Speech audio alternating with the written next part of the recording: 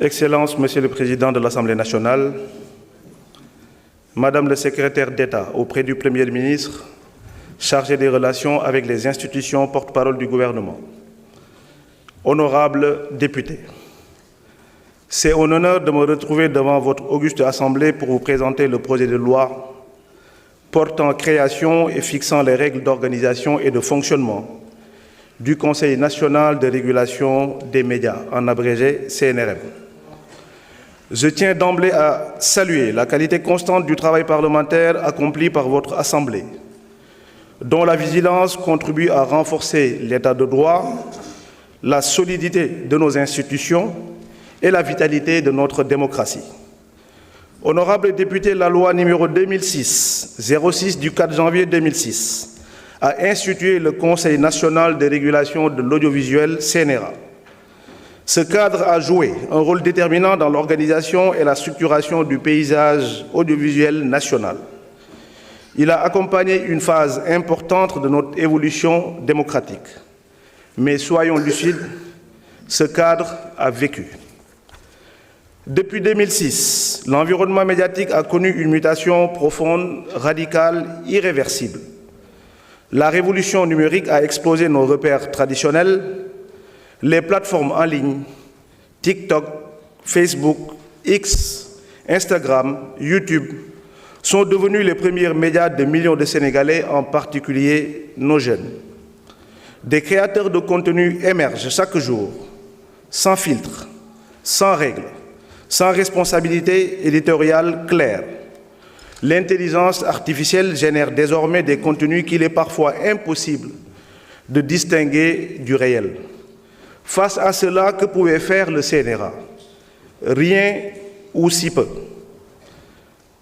Parce que le champ de compétences était limité à l'audiovisuel, parce qu'il n'avait pas de prise sur les plateformes numériques, parce qu'il manquait d'outils pour traquer les manipulations de l'information, les discours de haine et la désinformation massive.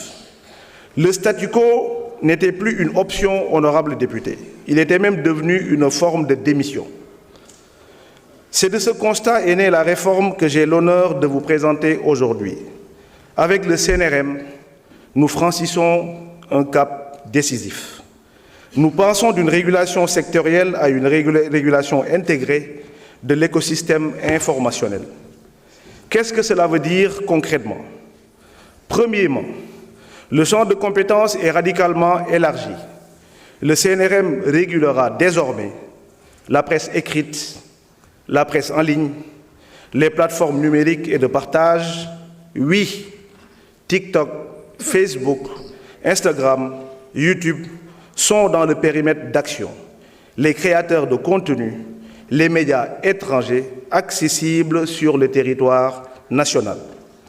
La régulation porte désormais sur le contenu indépendamment du support technologique utilisé. C'est une avancée majeure. Deuxièmement, le régulateur aura les moyens de sa mission. Le régulateur sans moyens est un régulateur fantoche et nous ne voulons pas de cela.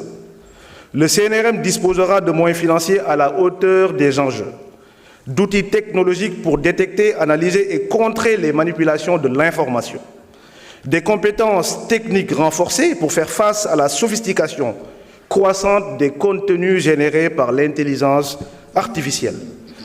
Troisièmement, un pouvoir de sanction effectif. À quoi sert un régulateur qui peut constater des manquements, mais ne peut pas les sanctionner? À rien.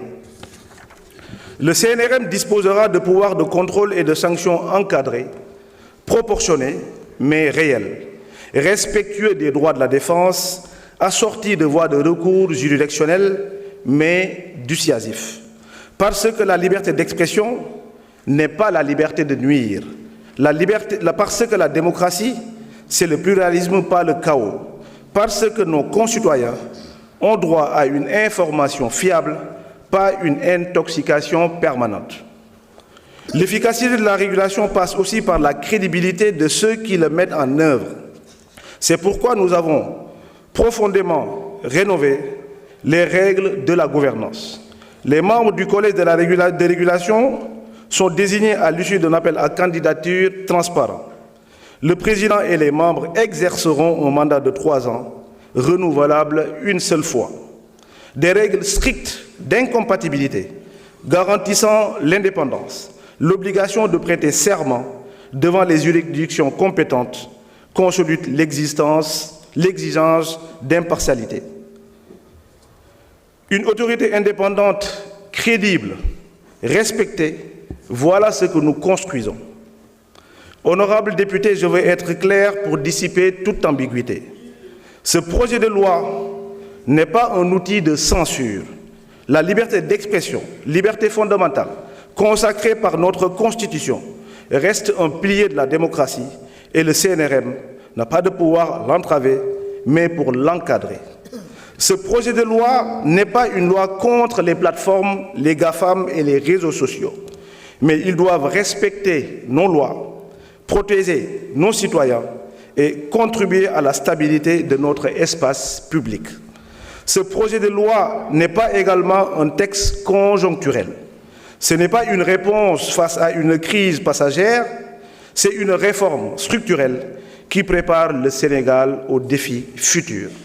Ce que la loi est maintenant, un rempart contre la désinformation qui menace la cohésion sociale, une protection contre nos enfants, exposés à des contenus violents ou parfois inappropriés. C'est également un cadre clair des créateurs de contenu qui veulent exercer leur activité en toute légalité. Une exigence de responsabilité pour tous les acteurs de l'information. Permettez-moi, honorables députés, d'être concret sur ce qui nous attend. Premier défi, TikTok, Facebook, entre autres, et ces plateformes sont devenues les principaux espaces de débat ou pour des millions de Sénégalais. C'est une réalité. Mais elles fonctionnent avec leurs propres règles, leurs propres algorithmes et leurs propres intérêts. Comment faire respecter nos lois dans cet espace? Comment contraindre des entreprises basées à l'étranger à retirer des contenus illicites? Comment protéger nos enfants de l'exposition des vidéos violentes ou parfois pornographiques? Le CNRM devra avoir des outils juridiques et techniques pour dialoguer avec ces plateformes, les contraindre si nécessaire à protéger efficacement nos concitoyens.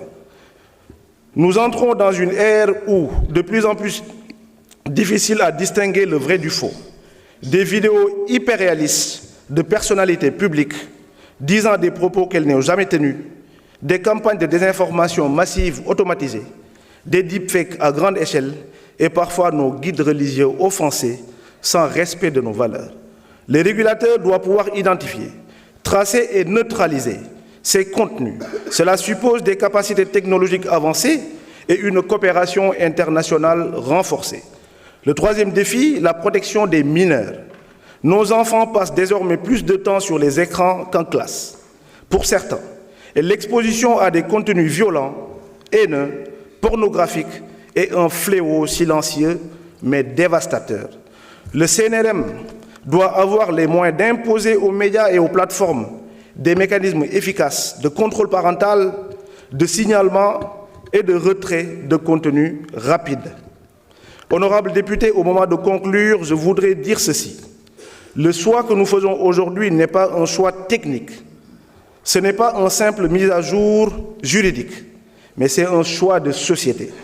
Choisissons-nous un espace public où tout se dit, tout se diffuse, tout se partage, sans règles, sans limites, sans responsabilité, où des informations prospèrent, où la haine se propage, où les enfants sont livrés à eux-mêmes, face à des algorithmes conçus pour capter leur attention et non pour les protéger? Ou devons-nous choisir un espace public ordonné, responsable, protecteur, où la liberté d'expression s'exerce dans le respect des droits fondamentaux, de la dignité humaine et de la cohésion sociale? Nous choisissons la deuxième option résolument. Le CNRM sera l'instrument de ce choix, une autorité moderne dotée de moyens à la hauteur des enjeux, capable de réguler un écosystème médiatique complexe et mondialisé. Un dernier mot, honorable député, ce texte que je porte avec conviction, je le porte aussi avec humilité, parce que je sais que votre travail, vos amendements, vos propositions ne pourront que l'enrichir. Je suis venu ici devant vous pour vous présenter ce projet de loi mais je suis surtout venu pour travailler avec vous, afin d'en faire le meilleur texte possible pour le Sénégal, et je vous remercie de votre aimable attention.